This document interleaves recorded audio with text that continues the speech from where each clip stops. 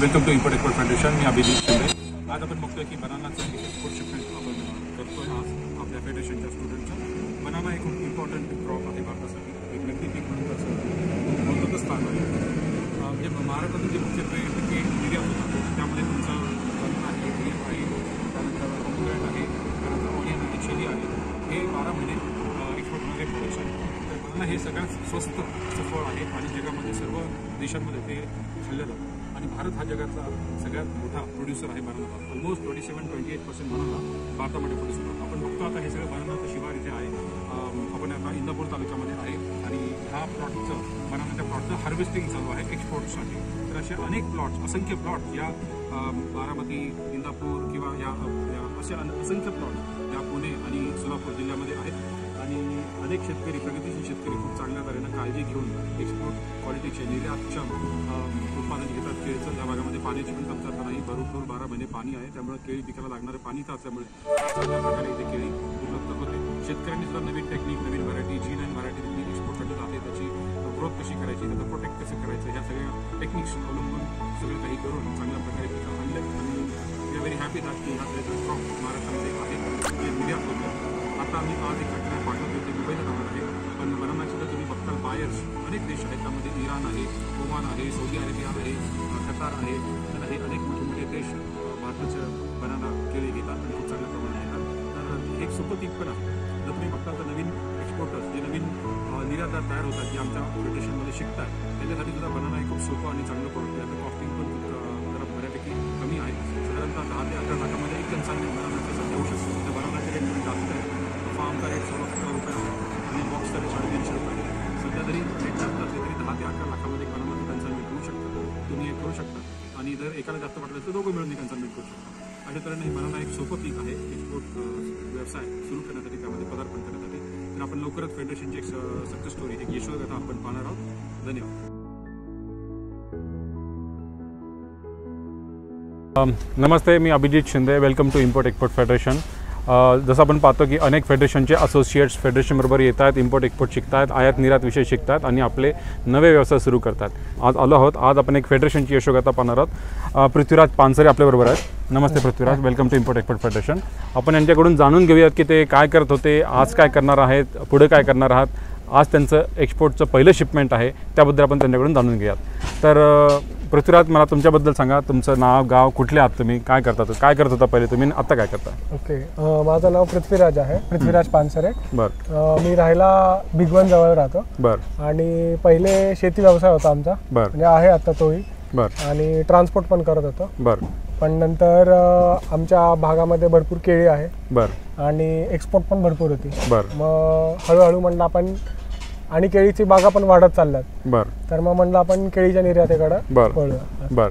नाही, पण आता तुमचे ऑलरेडी बिझनेसेस आहेत घरचे, तर मग निर्यात हे कसं डोक्यात आलं तुमच्या, कधीपासून डोक्यात आलं? सर, लॉकडाऊनमध्ये असं झालं की फर्स्ट टाइम असं वाटलं की बाकी सगळे बिझनेसेस थांबलेत. बरं. पण फूड रिलेटेड बिझनेसेस चालू होते. बरं. मग फूड रिलेटेड बिझनेसमध्येच करायचं होतं. बरं. तर मग फूड रिलेटेड बिझनेसमध्ये मला जवळचा बिझनेस हाच दिसला, म्हणून मी म्हटलं की आपण बनाना एक्सपोर्टमध्ये काय करता येईल तर बघूया. बरं. नाही, मग तुम्ही विषय विचारात घेतला, मग त्यानंतर कोणकोणत्या प्रोडक्टबद्दल विचार केला, काय फक्त बनानाबद्दलच विचार केला?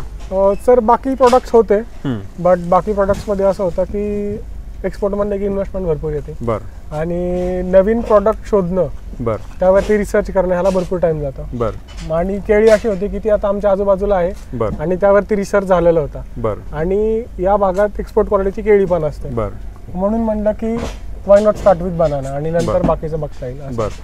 मग निर्यात तुमच्या डोक्यामध्ये आल्यानंतर मग तुम्ही काय माहिती घेतली, काय माहिती गोळा केली, काय काय शिकलात, कुठून शिकलात? अच्छा, मग ते सुरुवात असं झाली की त्या यूट्यूबवरती व्हिडिओज बघायचो मी, पण अशी पुरेशी माहिती भेटली नाही. बरं. मग यूट्यूबवरती व्हिडिओज बघत बघत एकदा तुमचा व्हिडिओ दिसला. बरं. मग म्हटलं why not give a call. तुम्हाला फोन केला पहिल्यांदा. बरं. मग त्यानंतर ते जुळत गेला, मग कोर्स केला तुमच्याकडनं. बरं. आणि मग पूर्ण माहिती भेटली की A to Z कसं होतं, काय काय गोष्टी इन्व्हॉल्व असतात, हे सगळं. बरं. बरं. मग आता झालं ठीक आहे, तुम्ही कोर्स घेतला, अनेक लोक आपल्या फेडरेशनचे ऑनलाईन ऑफलाईन कोर्सेस करतात, तुम्ही ऑनलाईन कोर्स केला होता, बरोबर.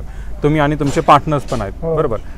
काय पार्टनरचं काय नाव तुमच्या? हिमालय पार्टनर. तुम्ही दोघांनी ऑनलाईन कोर्स केला.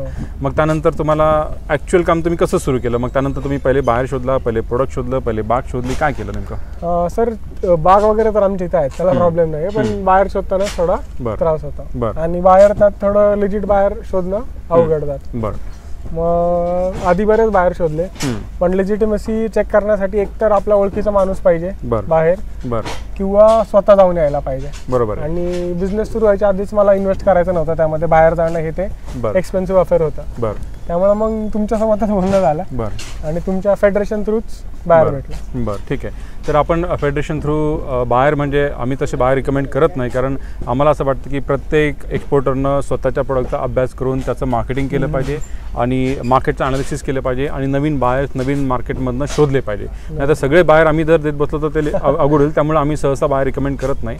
पण जे लोक चांगलं काम करतात, जे आता एका टप्प्यापर्यंत पोहोचलेत की ज्यांना खरंच आता मदतीची गरज आहे, त्यांचा सगळा अभ्यास झालेला आहे, तर त्यांना आम्ही बाहेर रिकमेंड करतो. फेडरेशनची दुबईमध्ये काही पार्टनर्स आहेत जे पेरिशेबल नॉन पेरिशेबल गुड्सवरती काम करतात आणि अनेक असोसिएट फेडरेशनचे त्यांच्याबरोबर काम करतात. फेडरेशनबरोबर तुम्ही आला, शिकलात आणि बाहेर तुम्हाला एक आम्ही रिकमेंड केला फेडरेशनचे पार्टनर जे दुबईमध्ये काम करतात. मग त्यानंतर आता काय तुमचं ठरलं, म्हणजे कुठल्या बेसिसवरती तुम्ही आता दुबईला माल टाकणार आहात? काय तुमचे पेमेंट टर्म्स ठरल्या, काय इन्को टर्म्स ठरल्या? अच्छा, आता तर सध्या सर मी करतोय कमिशन बेसिसवरती. बरं. म्हणजे इकडनं मी गुड्स पाठवणार, बरं, ते तिकडे सेल करणार, त्यांचं कमिशन घेणार आणि बाकीचे पेमेंट मला करणार. बरोबर, ठीक आहे. आता मग तुम्ही ह्या बनानाच्या बिझनेससाठी, आता ह्या कन्सर्नमेंटसाठी किती इन्व्हेस्टमेंट साधारणतः झाली सगळी? 11 लाख रुपयाच्या आसपास. 11 लाख रुपये झाली. आपण कॉस्टिंग वगैरे डिटेल्स नंतर बघूया आपण. आता आपण ही जी प्रोसिजर चाललेली आता जे बघतो आपण बनाना हार्वेस्टिंग चाललंय, ते एकदा आम्हाला एक्सप्लेन करा की हे काय चाललंय. आता हे घड कसे आहेत, कोणत्या टाईपचे बनाना आहेत आणि त्याची काय साईज असते? आता हे निळ्या पिशव्या दिसतात, ह्या कशासाठी लावल्यात? ओके, ते आम्हाला सांगा समजा. तर आता हा आपण जो बघतोय बनाना, हा केव्हेंडिश बनाना आहे. बरं. याला केव्हेंडिश किंवा G9 बोलतात. बरं. तर याची पहिली लेंथच्या हिशोबाने पारख केली जाते. मग लेंथ, घड किती भरला आहे आणि ह्याला किती हँड्स आहेत. बरं. जर समजा खालची फणी खूप बारकी असेल तर वेस्टेज जास्त निघतं. बरं. आणि रिकव्हरी भेटत नाही. बरं. म्हणजे आपल्या वेस्टेजमध्ये पैसे जास्त खर्च होतात. बरं. असं. मग त्यानंतर आपण फार्ममधून पहिले घड आणतो इथं तोडून. बरं. इथं घड लटकवतात आणि हातून एक एक हँड काढतात दोरी वापरून. बरं. हे आता हे जे घड आहेत हे काटतात, बरोबर. खालचे घड थोडे छोटे असतात आणि वरचे भरपूर मोठे. ह्याचं काही स्टँडर्ड आहे का लेंथचं? आहे ना.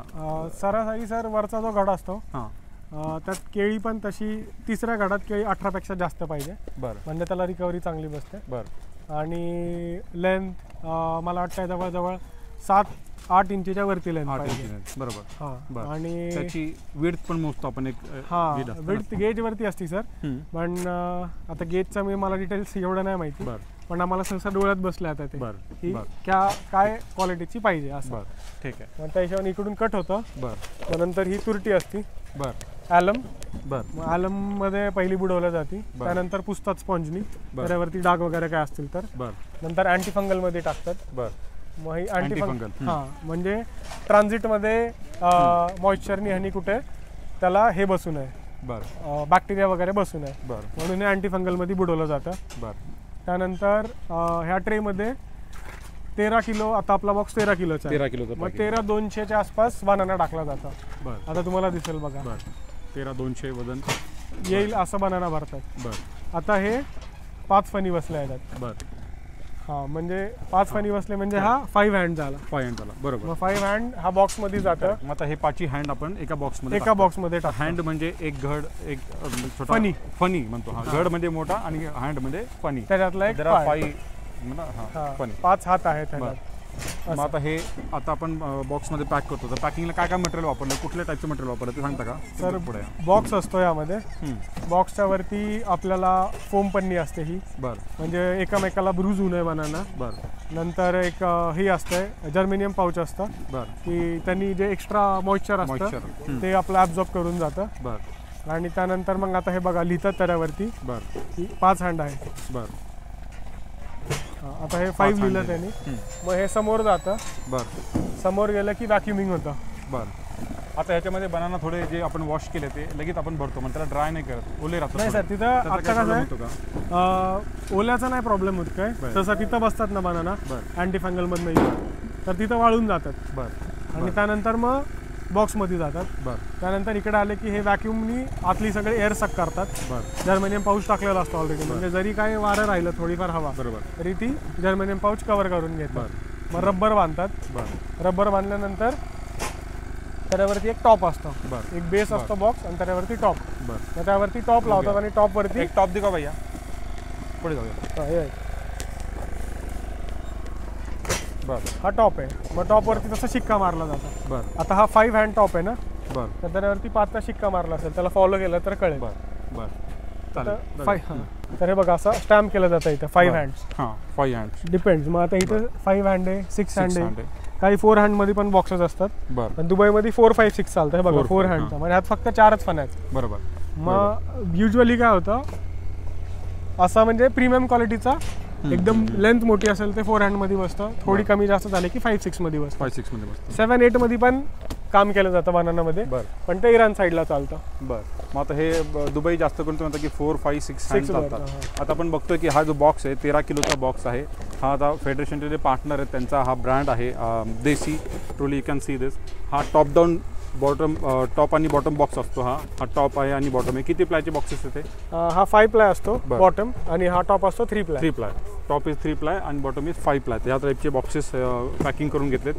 कुठून घेतले तुम्ही बॉक्सेस प्रिंट करून? बॉक्सेस नाशिकवरून मागवले. नाशिकवरून मागवले हे बॉक्सेस. किती रुपयाला पडला बॉक्स हा? 103 ला पडला बॉक्स. 103 रुपयाला एक बॉक्स. 13 किलोचा एक बॉक्स आहे. बाकी पॅकिंग मटेरियलची कॉस्ट साधारणतः किती आहे साधारणतः? सर बॉक्स येऊन जातो 350 ला. 350 रुपयाला. ह्यात फळापेक्षा जास्त किंमत बॉक्सची होती. बॉक्सची आहे बरोबर. मग आता जे फॉर्म घेतलं तुम्ही साधारणतः काय भावाने घेतलं फॉर्म म्हणजे काय रेटमध्ये घेतलं? सर फोम पन्नी आपण डायरेक्ट कंटेनरची घेतो. बरं कंटेनरची फोम पन्नी जाते 28,000ला. बरं नंतर जर्मेनियम पाऊच असतं ते पण जातं 15,000च्या आसपास. बरं नंतर प्लास्टिक बॅग असते ती किलोवरती भेटते. बरोबर. मग प्लास्टिक बॅग झालं आणि मग हा बाकी सेटअपचा खर्च असतो वन टाईम.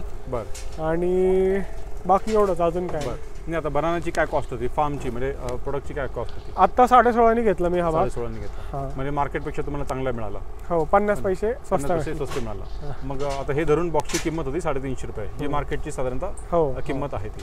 मग आता जर आता काही एक्सपोर्टर असतात नवीन ज्यांना फील्डवरती एवढा प्रोडक्टचा अनुभव नसतो मग ते सप्लायरकडनं माल घेतात. हां. तर आता आपण बघतो की सप्लायरकडनं पण 350 ला बॉक्स असेल. हां, रेडीमेड बॉक्स मिळतो म्हणजे प्री कुलिंग करून लोडिंग करून मिळतो. बरोबर. आता तुम्ही डायरेक्ट शेतातनं घेतलाय माल आणि पॅकिंग करून घेता तुम्ही एका टीमकडनं त्याच्यामध्ये किती पैसे वाचू शकतात किंवा वाचले असतील साधारण? सर एक 20-30 हजार रुपये वाचतात.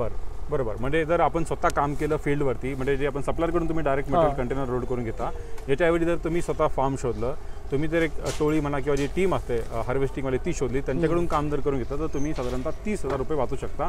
आणि हाच खरा प्रॉफिट आहे बिझनेसमध्ये. जी लोक घरी बसून फक्त इंटरनेटवरती काम करतात त्यांना ते सगळं गणित जुळणं अवघड बसतं. मग तुम्ही इतरांपेक्षा चांगल्या रेटमध्ये बनाना ऑफर करू शकता क्लायंटला म्हणून तुम्हाला ऑर्डर मिळू शकते आणि त्यात तुमचं प्रॉफिट कव्हर होईल. बरं. आणि जेवढा टॉप टू बॉटम चेन तुम्ही कव्हर कराल बरोबर तेवढं प्रॉफिट वाढण्याचे चान्सेस जास्त. बरोबर आहे. मग आता तुम्ही हे सगळं फील्ड वर्क आहे हे सगळं तुम्ही स्वतः केलं त्यातला काही तुम्हाला अनुभव होता?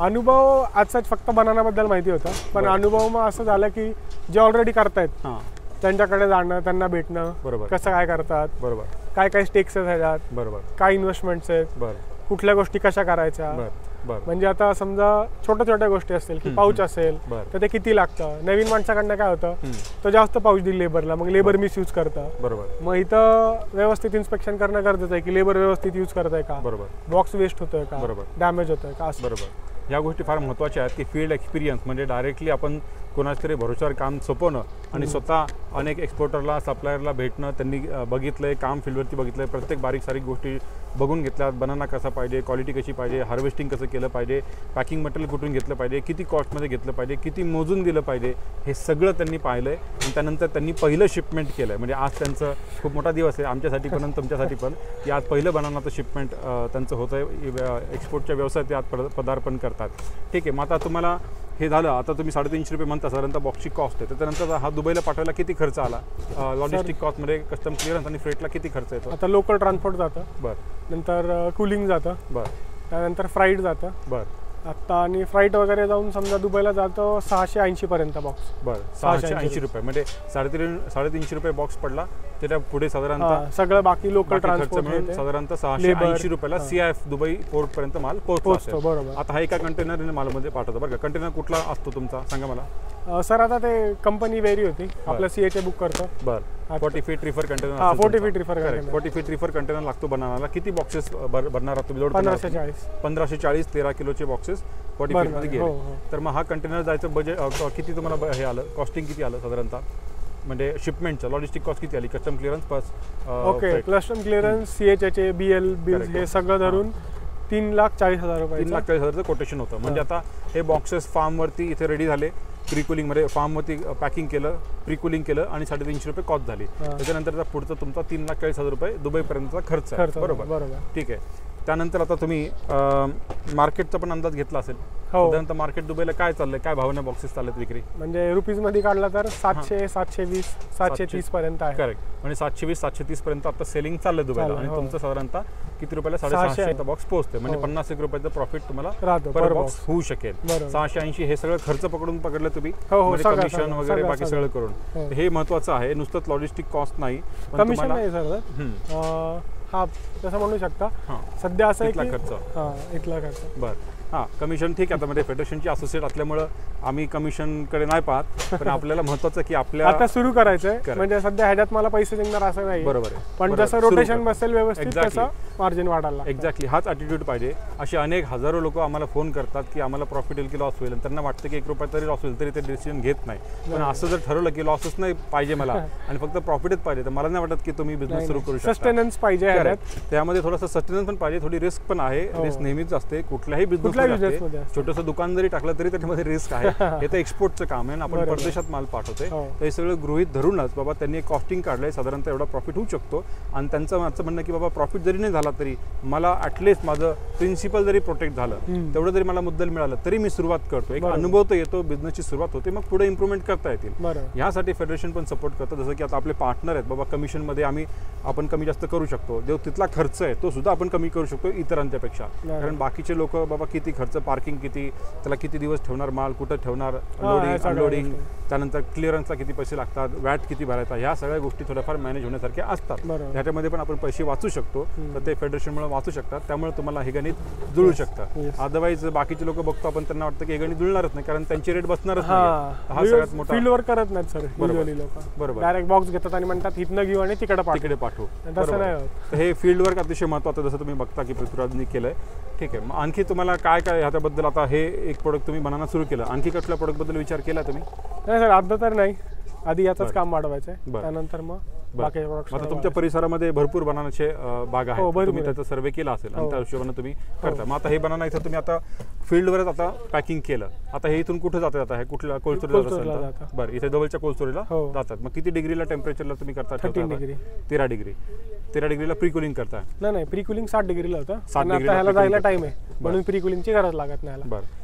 नॉर्मल कुलिंग द्यायची फक्त 13 डिग्री. 13 डिग्री नॉर्मल कुलिंग दिलं टेम्परेचर. आणि मग कंटेनरचं पण टेम्परेचर त्यांचं 13 डिग्री असतं. बरोबर. 13 डिग्रीला ते कोल्ड स्टोरेजमध्ये ठेवणार आणि नंतर 13 डिग्रीला कंटेनरमध्ये लोड करणार.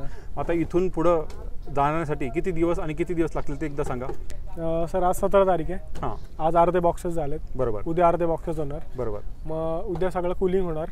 19 तारखेला संध्याकाळी कंटेनर लोड होणार. परवा म्हणजे कंटेनर लोड होणार. कंटेनर तुम्ही कुठेच करणार स्टफिंग? ह्याच्यावरती कोल्ड स्टोरेजला करणार. बरोबर. इंदापूर जवळ आपण आहोत, तर इथं जवळच्या कोल्ड स्टोरेजवरती हा माल सगळा जाणार आहे प्री कुलिंगसाठी. तिथेच कंटेनर येणार आहे, तिथे तुम्ही स्टफिंग करणार. क्लिअरन्स कुठे होईल तुमचं? ऑन व्हील क्लिअरन्स होतील. आपल्याला माहिती आहे कस्टम क्लिअरन्सचे अनेक टाइप्स आहेत. तर बनाना एक डेलिकेट प्रोडक्ट आहे, त्यामुळे याचा आपण शक्यतो ऑन व्हील कस्टम क्लिअरन्स घेतो.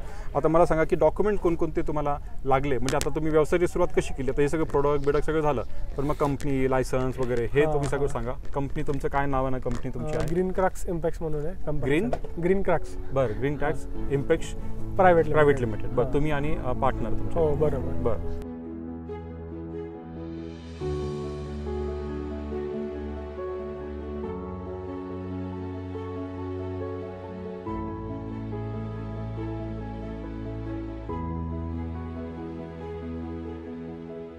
नमस्कार आणि welcome to import export federation. आपण पाहतोय की परवा आपण बनानाच्या कंटेनरसाठी एक एक्सपोर्टच्या कंटेनरसाठी आपण हार्वेस्टिंग केलं. फील्डवरती फार्मवरती आपण बघितलं की बनानाचं हार्वेस्टिंग कसं होतं, त्याचं कटिंग, त्याचं वॉशिंग, ग्रेडिंग, सॉर्टिंग, पॅकिंग कसं होतं. तर आता आपण बघूया की आज त्या बनानाचं 2 दिवस तो कोल्ड स्टोरेजमध्ये ठेवला होता, आज 3रा दिवस आहे आणि आज आपण इथे त्याचं लोडिंग करतो आहे, स्टफिंग करतो आहे. तर आपण त्याबद्दल आपल्या मित्रांकडनं जाणून घेऊयात. तर मला सांगा आता की इथे काय नेमकं चाललंय आणि काय प्रोसिजर होते आता इथे. आधी तर बनाना आला, आपण हार्वेस्टिंग केली परवा. त्यानंतर इकडे येतो बनाना आणि पहिले एक रात्रभरासाठी प्री कुलिंगमध्ये राहतं. मग प्री कुलिंगमध्ये त्या डिझायर्ड टेम्परेचरवरती आला. बरं. तर त्यानंतर मग कोल्ड स्टोरेजमध्ये शिफ्ट होतं, जिकडे कन्सिस्टंट टेम्परेचर असतं 13 डिग्री. बरं. त्यावरती राहतो. बरं. मग ते झालं. आता 2 दिवस झालं बनाना त्याच्या ऑप्टिमम टेम्परेचरवरती आहे. बरं. आता कंटेनर आला. कंटेनर आल्यानंतर त्याचा जनसेट चालू केलं. बरं. त्यानंतर तो डिझायर्ड टेम्परेचर म्हणजे 13 डिग्री सेल्सिअसवरती आला. टेम्परेचर 13. मग समोर टेम्परेचर गेज आहे, त्याच्यावरती दिसतं किती टेम्परेचर आहे.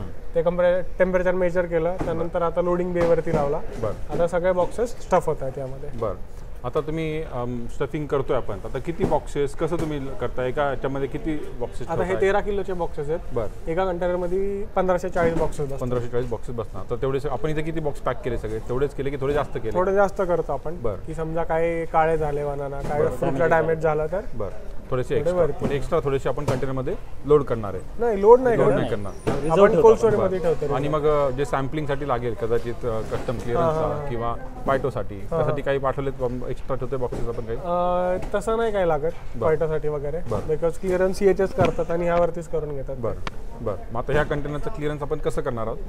ऑन व्हील क्लिअरन्स करणार आहे. मग आता कंटेनर बरोबर तुम्ही कंटेनर बुकिंग केलं असेल तुम्ही CHN, मग CHN तुम्हाला काय काय डिटेल्स दिले? आता CHN पहिले तर कंटेनरचा नंबरचा फोटो पाठवला मला की हा कंटेनर येतोय. नंतर त्याचे सगळे बाकी डॉक्युमेंट्स पाठवले जे असतील ते, तुम्ही हे डॉक्युमेंट्स मला पाठवून द्या जे लागणार आहे शिपमेंटसाठी. ते म्हणजे पुढच्या पार्टीचं PO असेल, हे सगळं पाठवलं. आणि एक आता ड्रायव्हर सोबतच सील दिला आहे. ज्यावेळेस भरेल कंटेनर त्यावेळेस तो सील लागतो, म्हणजे कोणी उघडू नाही परत. मग ते सील कुठलं सील आहे, कुठल्या पर्पजसाठी आहे तो सील? ज्यावेळेस आपण दरवाजे बंद करतो कंटेनरचे आणि सील लावतो त्यावेळेस ते सील परत कोणी टॅम्पर करू नये आतल्या प्रोडक्ट सोबत. म्हणजे हे लाईन सील आहे. लाईन सील बरोबर. ते म्हणजे आपल्याला शिपिंग लाईन बाबा की इथून माल तो CFS पर्यंत किंवा जिथं आपल्या कस्टम क्लिअर होणार तिथपर्यंत व्यवस्थित जावा आणि कोणी त्यामध्ये काही छेडछाड करू नये त्यासाठी तो दिलेला असतो. बरोबर. ठीक आहे. मग आता हे जे कोल्ड स्टोरेज आहे, आता इंदापूरमध्ये आपण इथे कोणकोणते प्रोडक्ट तुम्हाला दिसतात आणखी? आता तर इकडे बनानाच आहे. बनानाच आहे. आणखी काही एक्सपोर्टरचे पण इथे प्रोडक्ट आहेत का? आहेत. पोमोग्रॅनेट आता कसं इथे जवळ एरिया आहे, मोठ्या प्रमाणात प्रोडक्शन होते. बरं. पोमोग्रॅनेट पण इथे चांगलं होतं. ग्रेप्स आहे, पोमोग्रॅनेट. बरं. आणि बेबीकॉर्न आहे. बरं. बेबीकॉर्न आता सीझन मध्ये नाहीये, पण ते पण असतं. बरं. अच्छा, ठीक आहे. मग आता तुम्ही दोघांनी हे आता पहिलं शिपमेंट आपण करताय, तुम्ही स्वतः करताय. तर मग हा बिझनेस सुरू करण्यात तुम्ही कसं ठरवलं, म्हणजे काय तुम्हाला वाटलं की निर्यात आणि त्यातही बनाना तुम्ही कसं सिलेक्ट केलं? आता मी सांगतो तुम्हाला थोडं. ॲक्च्युली आमच्या फॅमिलीमध्ये आम्ही फार्मर बॅकग्राऊंड आहे. बरं. आई वडील शेतीच करतात आमची. बरं. त्या केसमध्ये बनानाच प्रोडक्शन करत होतो. बरं. आजपर्यंत आणि एक्सपोर्ट होत होतं. बरं. मग असा विचार केला की आपणच स्वतः एक्सपोर्टचं लायसन काढून पुढे एक्सपोर्ट करायला काय हरकत आहे. बरं. आणि बाहेरही माझं नेटवर्क होतं. बरं. त्या दृष्टीने तसा विचार केला. बरं. आणि आम्ही ओपन एंडेड होतो या गोष्टीकडे बघायला की बाहेर जाऊन आपण काहीतरी वेगळं टॅपअप करूया. बरं. फार्मरशी कनेक्ट कसं करता येईल, त्यातून फूड प्रोसेसिंग पुढे चालू करता येईल. बरं. असं एक विजन घेऊन आम्ही उतरलो त्या एक्सपोर्टमध्ये. बरं. त्यात असं योगायोग असं की बनाना एवढं चांगलं प्रोडक्ट भेटला आम्हाला. ऑलरेडी माहिती होती, त्यातलं नॉलेज होतं बरंचसं. सगळ्या गोष्टी म्हणजे हार्वेस्टिंगचंच नाही, त्याच्या आधीचं सगळं जिथं प्लांटिंग करतो बाकीचं सगळे केमिकल जे आहे सगळं, तर ते प्रोडक्शनचंही नॉलेज होतं. मग त्यामुळे आम्हाला बनाना सगळ्यात इफेक्टिव्ह वाटला. त्याचा मार्केट इथं ठीक आहे, इथे अवेलेबल आहे, इथे आपल्या शेतकऱ्यांकडे सगळं प्रोडक्ट आहे, तुम्हाला त्याचा अनुभव आहे. पण हे प्रोडक्ट मार्केटमध्ये सेल होईल का, हे किती एक्सपोर्ट होत आहे, ह्याचं कसं तुम्ही शिकलात, कडून कसं तुम्ही माहिती मिळवली? तर त्यामध्ये असं होतं की आम्ही ॲम्बसीला कॉन्टॅक्ट केले होते आणि आपेडावरती जे वेबसाईटवरती ते गेलो होतो आणि तुमच्या कोर्समध्ये तुम्ही बरंच काय लिंक्स दाखवल्या होत्या. त्याचे थोडा रेफरन्स घेऊन आम्ही ते पूर्ण इन्फॉर्मेशन डेटा गॅदरिंग केली चांगलं प्रॉपर. थोडा सर्च केला, कुठं काय कुठं आणि किती डिमांड आहे बरं आपल्या इथे किती आहे. आता स्पेशली इंडियामध्ये आम्हाला हा जो एरिया आहे एकदम बेस्ट क्वालिटी बनणं बनतो. आम्हाला एक्सपोर्टचा ज्यावेळेस आम्ही सर्च चालू केला त्यावेळेस आम्हाला कळलं की इथं केवढं मोठं पोटेन्शियल आहे माझ्या एरियाचं. आणि मी जे आत्ता प्रोडक्शन करतोय त्याचंही किती प्रोडक्शन म्हणजे पोटेन्शियल आहे बरं मार्केटमध्ये बरं ग्लोबल मार्केटमध्ये. त्यामुळे मग ते अजून चांगलं वाटलं आम्हाला. बरं मग तुम्ही पहिले बेसिकली प्रोडक्ट सिलेक्ट केलं, त्यानंतर प्रोडक्टचा तुम्ही अभ्यास केला, म्हणजे त्याचे नंबर सगळे तुम्ही काढले असणार आहे स्टॅटिस्टिक्स, बाबा की बनाना किती एक्सपोर्ट होतो, कोणत्या कंट्रीला एक्सपोर्ट होतो, हे सगळे स्टॅटिस्टिक्स आपल्याकडे पाहिजे. त्यानंतरच आपण पुढचे निर्णय घेऊ शकतो. मग तुम्ही कंट्री आयडेंटिफाय केली असणार आणि मग तुम्ही बाहेर शोधले असणार. बरोबर. मग हे यामध्ये तुम्हाला किती वेळ लागला, किती तुम्हाला डिफिकल्टी झाल्या, काय चॅलेंज झाले? असं तर काय केलं आम्ही कोर्स करायच्या आधी अराउंड 4-5 महिने आम्ही ते थिंकिंगमध्ये होतोच आणि सर्चिंगमध्ये होतो. म्हणजे बऱ्याच जणांनी आम्हाला सांगितलं होतं की तुम्ही कोर्स बघा एखादा तिथं सर्टिफाईड कोर्स जिथं तुम्हाला प्रोफेशनली कसं एक्झिक्यूट केलं जातं हे. मग त्यासाठी तुम्ही बघा. मग आम्ही त्या केसमध्ये तुमच्याकडे आम्हाला रिच आउट झालं तुमच्यापर्यंत. तिथून कोर्स केल्यानंतर आम्हाला अजून डे बाय डे चांगला थोडं एक्सप्लोअर झालं बऱ्याच गोष्टींना. मग प्रॅक्टिकली आम्ही उतरलो. कोर्स ज्यावेळेस संपला आणि मध्ये बऱ्याच गोष्टी आम्ही फील्डवर जाऊन बघत होतो, सगळं माहिती होतं बऱ्याचशा गोष्टी. मग आम्ही ते स्टार्ट केलं. मग असं जवळपास नुसता कोर्स होऊन चालणार नाही. मग तिथून पुढं हे कसं होतं, पॅकेजिंग कसं होतं, बॉक्सची क्वालिटी कशी असते, प्रत्येक स्टेजवरती काय काय गोष्टी लागतात, ॲडवाईज इकडून तिकडून जिथून आम्हाला नेटवर्क सापडते तिथून आम्ही ॲडवाईस घेत होतो. बऱ्याच वेळा आम्हाला कोण रिस्पॉन्स देत नसायचं. बऱ्याच वेळा खूप असे इन्सिडेंट होतात. मग आम्ही कुठं काय प्रॉब्लेम आले तुम्हाला फोन करायचा असं व्हायचं. अशा केसमध्ये मग हळूहळू आम्हाला बरं नाही. मग आता हे तर ठीक आहे, म्हणजे यांनी एक मुद्दा मांडला की बाबा कोर्समध्ये आपण शिकतो, आपल्याला सगळ्या गोष्टी कळतात, थेरॉटिकली कळतात, आमचे एक्सपिरियन्सेस आम्ही शेअर करतो प्रॅक्टिकली, बाबा काय झालं कसं आलं. पण त्यानंतर यांनी जो मुद्दा मांडला की प्रॅक्टिकली काम करणं फील्डवरती अत्यंत महत्त्वाचं आहे. मग तुम्ही अनेक एक्सपोर्टर, अनेक सप्लायरला जाऊन भेटला तुम्ही, त्याबद्दल सांगा थोडंसं. तुम्ही ते कसा अभ्यास केला? हां, आणि महत्त्वाचं म्हणजे सगळ्यात मला सांगायचं आहे आमचा 7 to 8 month आमचा स्पॅन ह्यात गेलेला आहे. बरं. हां, कदाचित थोडं जास्त वाटेल कोणाला कमी वाटेल, बट हा आमचा लिटरली टाइम तेवढा गेला आम्हाला. बरं. इथं आज पोहोचायला बरं खूप वेळ गेला तसा. बरं. हां, म्हणजे हे तुम्ही एक्सपोर्टरकडे तुम्ही भेटलात का?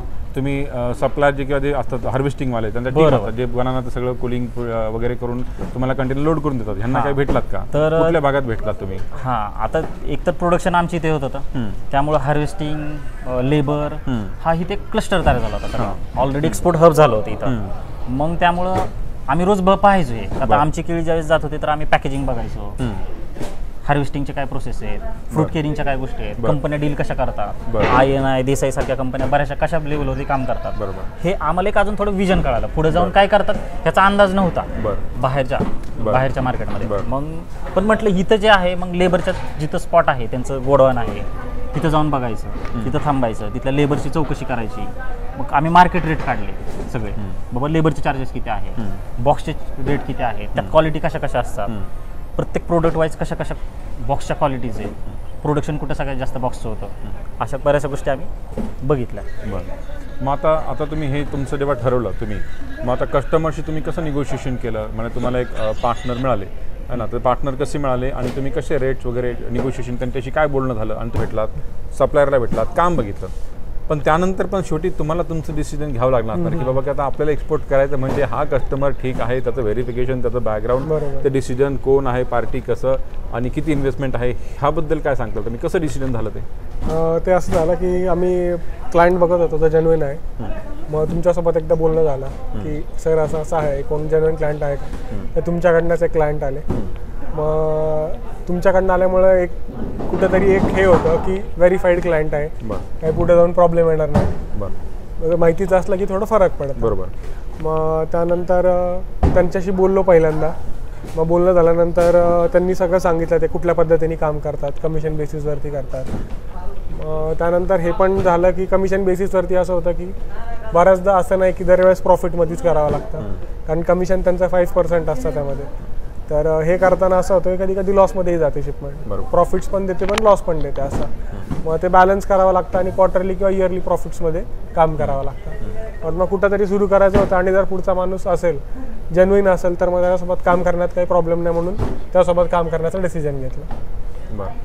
मग आता तुम्ही हे कंटेनर मार्केटच्या 2 स्ट्रॅटेजी असतात. एक तर फिक्स प्राइसिंग आहे आणि एक Commission कमिशन बेसिस basis आहे. मग आता हे तुम्ही कसं टाकता कंटेनर? आम्ही कमिशन कमिशन बेसिसवर बेसिस टाकता, बरोबर. किती % कमिशन साधारणतः होईल? 5% कमिशन 5%. त्यांचं आहे. ठीक आहे. आता ते फेडरेशनचे असोसिएट असल्यामुळे ते निगोशिएट करतील आपल्याला, ते पुढे बघूया आपण की मार्केट कसं होतं, काय रेट मिळतो, त्यानुसार आपण ते ठरवू शकतो.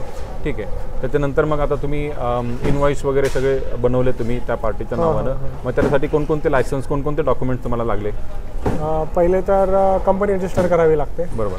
मग कंपनीचं पॅन, मग company pan, bank account, IC, port registration, हे सगळे डॉक्युमेंट्स लागतात. बरोबर. त्यानंतर एकदा पोर्ट रजिस्ट्रेशन झालं की मग ह्या सगळ्या डॉक्युमेंट्स थ्रू नंतर आपण ECGC कडनं इन्शुरन्स पण घेतो. बरं. हे सगळे डॉक्युमेंट्स लागतात आपल्याला हे करा. मग आता हे जे कंपनीचं रजिस्ट्रेशन आहे इनिशियल, म्हणजे एक सेटअप आहे बेसिकली, कंपनी उभी करणं, बेसिक लायसन्स आणि पोर्टपर्यंत आपल्याला आता पुढे एक्सपोर्ट करायचं. तिथपर्यंत किती खर्च आला साधारणतः तुम्हाला?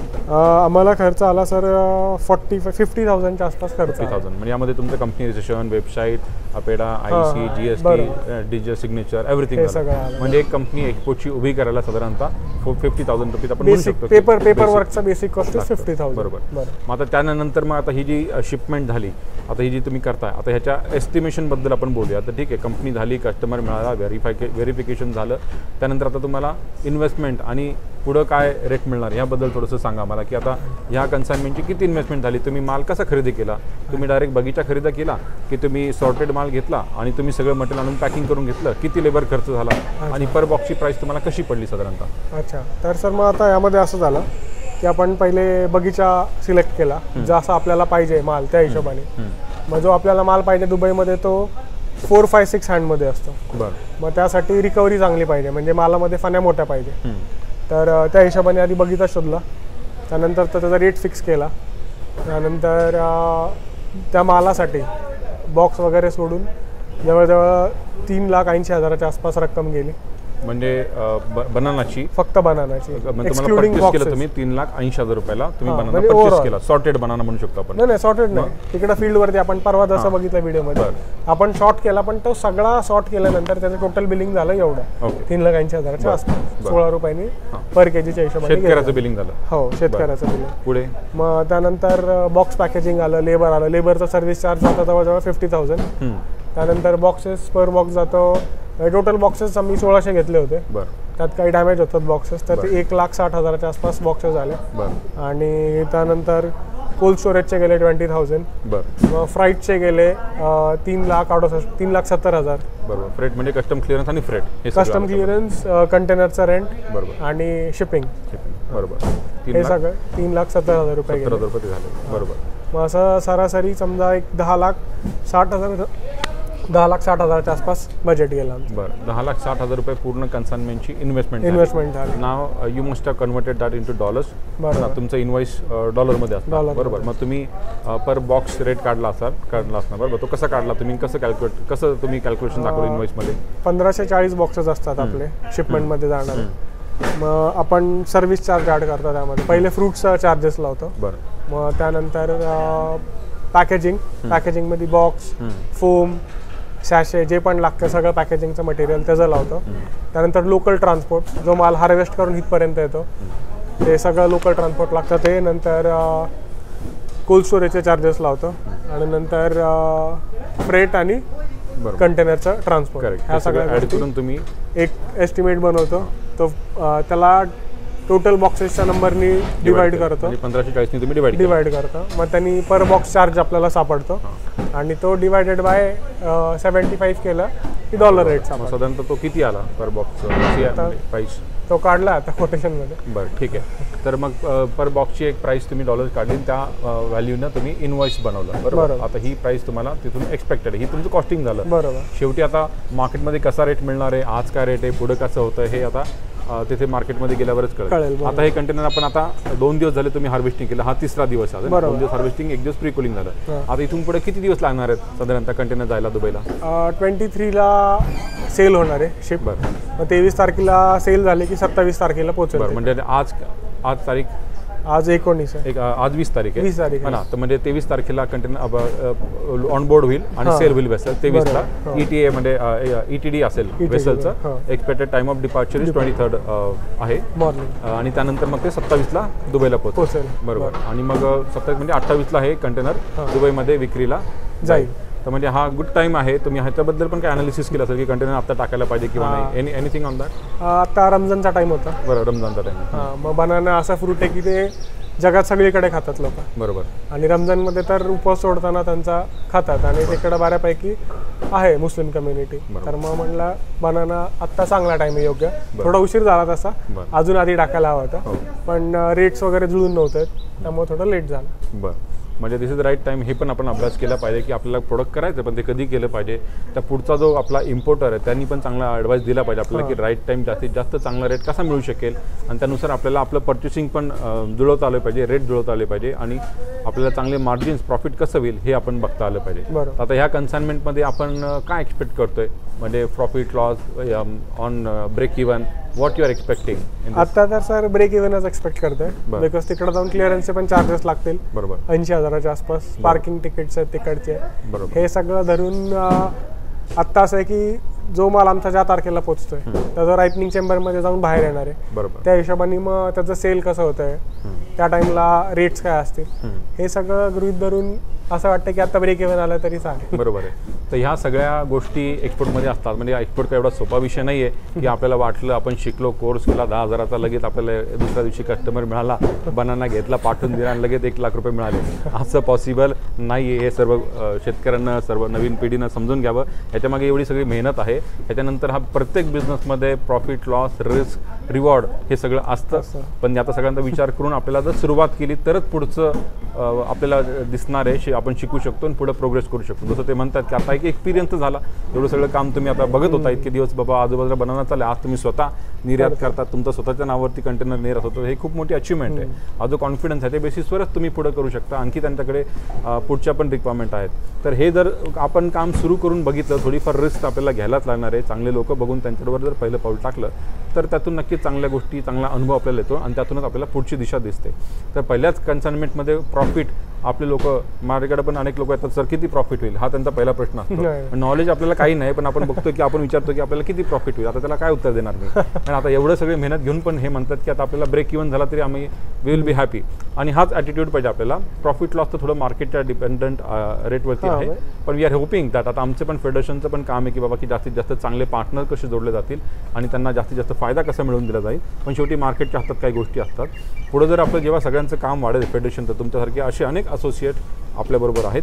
या सगळ्यांचं काम जेव्हा वाढेल तेव्हा आपण सगळे मिळून मोठे कॉन्ट्रॅक्ट उचलू शकतो आणि त्याच्यामध्ये आपण ॲश्युरन्स देऊ शकतो आपल्या सगळ्या असोसिएटला, तुमच्यासारख्यांना, की बाबा हे कंटेनर फिक्स प्राइसिंगवरती पुढे आपल्याला टाकायचं आहे आणि तिथे आपण आपला प्रॉफिट चांगला वाढवू शकतो किंवा आपण घेऊ शकतो. असं काम आम्हाला आपल्या सगळ्यांना करायचं आहे. त्या दृष्टीने आपण पावलं. ठीक आहे, पहिला कस्टमर होता म्हणून तुम्हाला फेडरेशननी मदत केली, पण फेडरेशनला असं कधीच वाटत नाही की आपणच सगळ्यांना कस्टमर द्यावा. ते तर फार सोपं आहे आमच्यासाठी. मग पण आम्हाला असं वाटतं की प्रत्येकानं आपलं मार्केट शोधावं, नवीन मार्कचं, नवीन पार्टी, नवीन कंट्रीमध्ये जावं, जेणेकरून तुमचं नेटवर्क वाढलं म्हणजे ते आमचं नेटवर्क वाढल्यासारखंच आहे. व्यवसाय हा सगळ्यांना बरोबर घेऊनच होणार आहे. मग तुम्हाला आता हे कस्टमर मिळाल्यानंतर तुम्ही आणखी पण कस्टमरशी बोलला असणार, शोधले असणार, इतर कंट्रीमध्ये काहीतरी प्लॅन केला असणार. तर आता काय त्याच्यामध्ये करताय तुम्ही?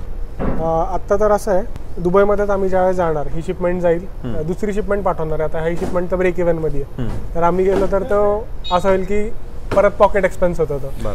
तर आत्ता न जाता ज्यावेळेस दुसरी शिपमेंट जाईल किंवा आता वाटतं की रेट स्टेबल झालेत पुढचे पण आणि इकडचे पण, त्या टाईमला मग पुढे जाणार. त्यावेळेस मग आत्ता आहेत त्या कस्टमरला पण भेटेल मी आणि अजून 2-3 पार्ट्या आहेत त्यांच्याशी बोलणं झालं होतं, त्यांना पण जाऊन भेटण्याचं दुबईमध्ये आहे. हो. इतर कुठल्या कंट्रीमध्ये आणखी काही तुम्ही ऑपॉर्च्युनिटीज? इराण आहे, ओमान आहे, तिकडे पण जाण्याचा प्लॅन चालू आहे. दुबईला जाईल त्यावेळेसच ह्या दोन्ही कंट्रीजमध्ये पण भेट द्या. पण तिथून काही रिक्वायरमेंट दिसते तुम्हाला? काही लोकांनी विचारलं तुम्हाला, आता तुम्ही मार्केटिंग कसं केलं तुमच्या ह्या सगळ्या प्रोडक्टचं, कंपनीचं कसं केलं तुम्ही? सर युजली मार्केटिंग म्हणजे असं होतं की सगळीकडे कॉम्पिटिशन तर आहेच. मग ज्यावेळेस आपण पहिल्यांदा नवीन कस्टमरशी बोलतो तर ते विचारतात तुम्ही काय केलंय पहिले. बरोबर. तर जर आपल्याकडे एक्सपिरियन्स असेल ना, आपण म्हणतो पहिले करतोय, तर पहिल्याला मार्केटमध्ये कोणच उभं नाही करत. बरोबर. हे म्हणतं नाही माझी पहिली शिपमेंट तुमच्याकडे टाकतोय, तर त्यांना अरे हा पहिल्यांदा टाकतोय म्हणजे ह्याला काही एक्सपिरियन्स नाही, आणि ह्यानी गडबडी केली म्हणजे आपल्यावरती पण ते बेअर करायची वेळ येईल, तर ते आपल्याला एंटरटेन नाही करत. पण ज्यावेळेस आपण बोलतो की हा मी आतापर्यंत 10, 20, 30 शिपमेंट केलेल्या आहेत, त्यावेळेस त्याला वाटतं हा कोणाकडे केलंय, मग आपण नाव सांगतो, नंतर हा ठीक आहे त्याला एक्सपिरियन्स आहे, मग ते आपल्याला एंटरटेन करायला कुठेतरी बरोबर स्टँड घेतात. यासाठी सुरुवात करणं, अनुभव घेणं हे सगळ्यात महत्त्वाचं आहे, आणि मग तिथून पुढे प्रॉफिट लॉस पुढचं काय होईल ते. मग आता दुसऱ्या कंट्रीतनं तुम्ही मार्केटिंग कसं, म्हणजे ऑनलाईन केलं, सोशल मीडियातून केलं, काय केलं तुम्ही मार्केटिंग? म्हणजे मार्केटिंगमध्ये असं केलं की ऑनलाईन पहिले क्लायंट शोधले, काय काय कंपनीज आहेत ते B2B कस्टमर शोधून देतात, पण ते आम्हाला थोडे नाही वाटले एवढे, म्हणजे आम्हाला वाटलं नाही त्यात इन्व्हेस्ट करावं असं. पण मग गुगलवरती वगैरे असं बरेच भेटतात, बराच डेटा सापडतं.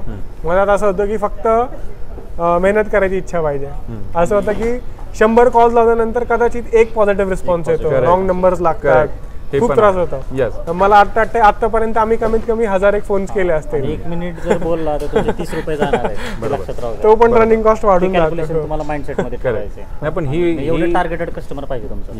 यस म्हणजे हेच आहे की फोकस आहे, म्हणून एवढं सोपं काम नाही आहे मार्केटिंगचं. लोक 10-5 कॉल करतात आणि मग रडत आमच्याकडे पण येतात, सर कोणी रिस्पॉन्डच करत नाही, आता काय करायचं तुम्ही सांगा. आता मी काय सांगणार, मी पण तेच करतो जे तुम्ही करता. शेवटी आता ठीक आहे, फेडरेशनची विजिबिलिटी वाढली म्हणून कस्टमर वॉकिंग पण करतात आपल्या ऑफिसमध्ये, पण शेवटी सुरुवात आमची पण अशीच होती. आम्ही 100 लोकांकडे जायचो, विचारायचो नाही बाबा पहिलं आम्हाला कन्साइनमेंट द्या, ट्रायल करा, असं करा, थोडाफार ॲडव्हान्स द्या, पण nobody use to listen to. पण शेवटी स्वतःला कुठेतरी प्रूव्ह करावं लागतं, स्वतःच रिस्क घेऊन काहीतरी काम करून दाखवावं लागतं, मग तुमच्याकडे जग बघतं ठीक आहे बाबा की यांना काहीतरी नोटीस करतात. तर ते आता तुमच्या बाबतीत झालंय ना. तर मग आता ओमान आणि इराण जे बघता तुम्ही, तर तुम्ही एकदम राईट कंट्री चूज केला की बाबा ह्या प्रोडक्टसाठी बनवण्यासाठी कोणते सगळ्यात मोठे बाहेर आहेत. तर इराण सगळ्यात मोठं बाहेर आहे, ओमान पण चांगला आहे, छोटं आहे पण ठीक आहे, आणि दुबई एक मोठं ट्रेडिंग हब आहे. तर इथून पण अनेक एक्सपोर्ट री-एक्सपोर्टचे कन्साइनमेंट तुम्हाला मिळू शकते. आता त्यांचा तुमचा जो अप्रोच आहे बाबा की ठीक आहे कन्साइनमेंट पाठवायचं आणि नेक्स्ट कन्साइनमेंटला स्वतः जाऊन तिथे बाहेर बाकी गोष्टी आणि बाकी बाहेरला पण भेटायचं, हे अतिशय योग्य आहे आणि असंच काम केलं पाहिजे. आपल्याकडे सगळे जास्त करून सेल्समनच्या भूमिकेतून काम करतात, बाबा इथून मला एक्सपोर्ट ऑर्डर मिळाली म्हणजे माझं काम झालं, असं लोकांना वाटतं, पण असं नाही आहे. तुमचा बाहेर कोण आहे, तो पुढे काय करतो, किती माल विकतो, किती री एक्सपोर्ट होतो, दुबईची कॅपॅसिटी काय. दुबई तर शेवटी एक छोटंसं मार्केट आहे, खूप छोटं मार्केट आहे ना, पण दुबईतनं री एक्सपोर्ट जास्त होतं. म्हणजे दुबईचे नंबर भारताला कम्पीट करतील असे आहेत, एवढ्या छोट्याशा दुबईचे, आणि एवढ्या मोठ्या भारताला कम्पीट करतील असे नंबर आहेत. तर पण दुबई काय की री एक्सपोर्ट तिथून 70% माल री एक्सपोर्ट होतो, अख्ख्या GCCमध्ये, अख्ख्या गल्फमध्ये माल जातो. सौदी असेल, ओमान असेल, कुवेत, बहरीन, कतार, इथे रोडनी माल जातो, म्हणून दुबईचे नंबर जास्त आहेत. तर आपल्या लोकांना, आपल्या सर्वांना ते इन्साईट आलं पाहिजे की दुबईमध्ये जाऊन बघितलं पाहिजे, तर तिथे जाऊन बसलं तरच आपल्याला पुढचा बिझनेस होऊ शकेल. आता आपण जे करतोय, तुम्ही हे जे शिपमेंट पाठवलं, हे this is a kind of wholesaling. तुम्ही इथून आणलं, एक कंटेनर होलसेलमध्ये विकलं, पुढं ते रॅपिंग होऊन आता पुढे डिस्ट्रीब्युशन होईल. पण ते इन्साईट असणं अतिशय आवश्यक आहे, त्यानंतरच आपण जास्त व्हॅल्यू ॲडेड काम करू शकतो आणि पुढचं आपल्याला प्रॉफिट म्हणा, आपले मार्जिन्स म्हणा वाढू शकतील. अदरवाईज खूप कॉम्पिटिशन तुम्हाला फेस करायला लागेल या बिझनेसमध्ये. ठीक आहे, आणखी काय चॅलेंजेस तुम्ही म्हणताल की याच्यामध्ये आता तुम्ही दोघं मिळून, आता तुम्ही दोघं फेडरेशनचे स्टुडंट आहात, मग तुम्ही दोघं मिळून एक कन्साइनमेंट केलं, बरोबर. मग हे तुम्ही आता इन्व्हेस्टमेंट कशी केली, कुठल्या टाईपची कंपनी तुम्ही रजिस्टर केली? आम्ही प्रायव्हेट लिमिटेड केली. मला सांगतील आपण बघतो आता की तुम्ही आता ही पहिली शिपमेंट तुम्ही करता, तर तुम्ही नवीन कंपनी सुरू करून हे काम सुरू केलं आहे. तर मग तुम्ही कुठल्या टाईपची कंपनी निवडली, किती इन्व्हेस्टमेंट केली तुम्ही दोघांनी पार्टनर्स मिळून? आता एक कन्साइनमेंट्स करता तुम्ही, त्याचा प्रॉफिट लॉस आणि मग पुढचे शिपमेंट आणि पुढं काय तुम्ही बिझनेस कसा पुढे नेणार आहात? पहिले म्हणजे आम्ही प्रायव्हेट लिमिटेड कंपनी, बरं, आणि 50-50% पार्टनरशिप आहे, बरं, आणि जे काही कॅपिटल आहे, जसं आता 12-13 लाख जात आहेत, बरं, तर 6-6.5 लाख रुपये पर हेड आम्ही बरं इन्व्हेस्टमेंट केली, दोघांनी केली. आणि मग आता पहिलं शिपमेंट होईल, मग आता ते पैसे किती दिवसात नाही येणार, कसं सायकल तुम्ही बसवणार आहात? त्यामध्ये असं आहे की ज्यावेळेस कंटेनर तिथे पोहोचेल, मार्केटमध्ये जाईल, त्यानंतर 6 to 7 डेजमध्ये पेमेंट येणार आपल्याला. बरं, म्हणजे आता शिपमेंटला इथून लेट्स की 6-7 दिवस लागले आणि पुढे 6-7 दिवस, म्हणजे कमीत कमी 15 ते 20 दिवस, म्हणजे 2 ते 3 आठवड्याचं तुमचं पेमेंट सायकल, 3 आठवड्याचं जाणारच त्यामध्ये. आणि म्हणजे लेट्स की महिन्यातून एक तुमचं कमीत कमी तर कन्साइनमेंट होणार आहे, शिपमेंट सायकल होणार आहे. मग आता तुम्ही पुढं आणखी एक कन्साइनमेंट, मग पुढं वाढवणार, मग नवीन ऑर्डर्स मिळू शकतात, ते कसं करणार तुम्ही आता इथून पुढे, कसं प्लॅन केलं तुम्ही? आता एकतर आम्ही ज्यावेळेस काय असे मार्केट तिथे शोधलेले आहेत, तिथं आपल्याला क्लायंट्स भेटतील नवीन, ते एक आहे. दुसरं म्हणजे आता आम्ही ज्यावेळेस आता जाणार आहे, थोडं फिरणार आहे मार्केटमध्ये, ओके, कम्युनिकेट करणार आहे. जसं तुम्ही भेटला तसे अजून बरं कोण भेटतं का बघणार आहे. तशाच वेनी सध्या तरी आहेत बरं. आणि जे पहिले कॉन्टॅक्ट्स केले होते त्यांचे पोटेन्शियल चांगले होते काय क्लायंट हे बरं. क्लायंट्सचे, बरं. तर त्यांना परत आम्ही बोलणार. हां ठीक आहे. ॲश्युरन्स देऊन परत एकदा हे करणार. राईट. तर कसं आहे की आता तुम्ही आय वुड ॲडवाईस यू की तुम्ही आता स्वतःची इन्व्हेस्टमेंट करून बिझनेस सुरू केलेला आहे. आता इथून पुढून जे आपण काम करतो ते लोकांना दाखवता पण आलं पाहिजे. त्यानंतर मग तुम्हाला कदाचित फार्मर्सच येऊन तुम्हाला भेटले पाहिजे की बाबा की आमचा बनाना आम्हाला एक्सपोर्ट करायचा. बरोबर. You should get in to that role बाबा की आम्ही तुमचा बनाना एक्सपोर्ट करून देऊ शकतो. म्हणजे तुम्हाला तुमच्या सप्लायचा ट्रस्ट विन करता आला पाहिजे. तुम्हाला त्यांच्याकडनं थोडंफार क्रेडिट जर मिळू शकलं तर तुमचा बिझनेस वाढायला मदत होईल. तसंच दुसऱ्या साईडला बाहेरला कन्व्हिन्स करता आलं पाहिजे की बघा आम्ही शिपमेंट चांगली व्यवस्थित केली, टाईमवर केली, चांगला माल दिला, आता तू आम्हाला काहीतरी ॲडव्हान्स दे. जर त्यांनी 30% जर ॲडव्हान्स त्यांनी दिला तर तुमचा सप्लाय जर 30% क्रेडिट तुम्हाला दिलं तर तुम्ही 30% इन्व्हेस्टमेंटवरती तुम्ही तुमचा बिझनेस वाढू शकता. So this should be the strategy of your business की ह्या तऱ्हेने आपल्याला आपला बिझनेस वाढवता येऊ शकेल. अनेक लोकांना बरोबर घेऊन पार्टनरशिप घेऊन लॉंग टर्म विचार करून आपण पुढे जाऊ शकतो. फेडरेशन नक्कीच तुम्हाला याबद्दल मदत करेल. आणखी काय आता तुम्हाला फेडरेशनकडून मदत झाली, आणखी काय पाहिजे याबद्दल काही अपेक्षा, त्याबद्दल काय बोलताल तुम्ही? महत्त्वाचं म्हणजे मार्केट ॲनालिसिस मी म्हणेल. बरं. फेडरेशनकडून थोडं मार्केट ॲनालिसिस थोडा एक तुम्ही सेक्शन ठेवा. बरं. ज्यामध्ये आत्ता आम्ही जे आत्ता पाठवतो ना सध्या आम्ही ब्रेक इव्हनमध्ये जे सध्या आम्ही विचार करतोय तसंच थोडा आम्हाला अंदाज यावा पुढं काय बाकीचे मार्केट्स कसे आहेत, काय आहेत, एक्झॅक्ट काय चाललेलं आहे. तिकडून जरी इम्पोर्टर असला तरी कदाचित तो डेटा किती व्हॅलिड आहे आणि ॲक्च्युली मार्केट काय चालू आहे, क्वालिटी कशी आहे, त्यामुळे प्रोडक्टचं नॉलेज बी आपल्याला पाहिजे आणि त्या साईडला कुठल्या क्वालिटीला किती मार्केट आहे हे थोडं आपल्याला अंदाज यायला पाहिजे. त्यावरती मला थोडा मार्केट ॲनालिसिसवरती थोडा जास्त भर द्यायला पाहिजे. One of the section. बरोबर. नक्कीच. तर हे काम आपण फेडरेशन थ्रू करणार आहोत. आपण आता प्रत्येक जे प्रोडक्ट आहे ही एक मोठी इंडस्ट्री आहे. बनाना एक मोठी इंडस्ट्री आहे, ग्रेप मोठी इंडस्ट्री आहे, ऑनियन मोठी इंडस्ट्री आहे. तर प्रत्येक इंडस्ट्रीचे आपल्याकडे एक्सपर्ट्स आपण आता घेणार आहोत जेणेकरून जे तुमच्यासारख्यांना किंवा नवीन एक्सपोर्टरला पण बरोबर घेऊन काम करतील, गायडन्स पण करतील. त्याबरोबरच त्यांना मार्केटचं पण इन्साईट असेल. आता आपण बघितलं की फेडरेशननं दुबईला सेटअप केला आहे, आपला सेटअप पार्टनर आहे. मग दुबईमध्ये आपण फोकस करतो ट्रेड पुढच्या 6 महिने. त्यानंतर आपण इतर कंट्रीमध्ये जाण्याचा प्रयत्न करतो आहे. गल्फमधल्या आणखी 4 कंट्रीमध्ये आपल्याला फेडरेशनचे ऑफिसेस, पार्टनर्स कसे उभे करता येतील जेणेकरून तिथं आपण कॉन्फिडेंटली ट्रेड करू शकू, इन्फॉर्मेशन मार्केटची मिळेल. त्यामुळे आय वुड इन्व्हाइट की ज्या लोकांकडे कॅपॅसिटी आहे, अनेक तरुण आहेत की जे आपल्या फेडरेशनमध्ये शिकलेत किंवा बाहेरचे पण काही आहेत, दुबईचे काही लोक ट्रेनिंग करतात, ओमानचे काही आहेत, आणखी इतर देशामध्ये लोक ट्रेनिंग करतात. तर त्यांच्यामध्ये जर कॅपॅसिटी असेल, ह्याच्यावरती काम करण्याची त्यांची तयारी असेल तर त्यांनी पुढे येऊन फेडरेशनबरोबर काम करू शकतो आपण. तिथे त्यांनी सेटअप करावा. फेडरेशन एक इंडियातला पार्टनर म्हणून काम करेल. सप्लाय साईड सगळी आपण बघू शकतो. त्यांनी मार्केटिंगवर फेडरेशनच्या गायडन्समध्ये काम करून मोठं काम करावं अशी आमची अपेक्षा आहे. तर पुढे बघूया आपण की याच्यावरती कसं पुढे काम करता येईल. तर तुम्हा दोघांना अतिशय तुम्हा दोघांचं अभिनंदन. तुमच्या भावी वाटचालीसाठी खूप खूप शुभेच्छा. तुमचं कन्साइनमेंट पहिले होतं आहे. आता आपण बघूया की दुबईमध्ये कसं जाईल, काय होईल ते पण आम्ही पाहणार आहोत. पण big congratulation to you both and thank you very much.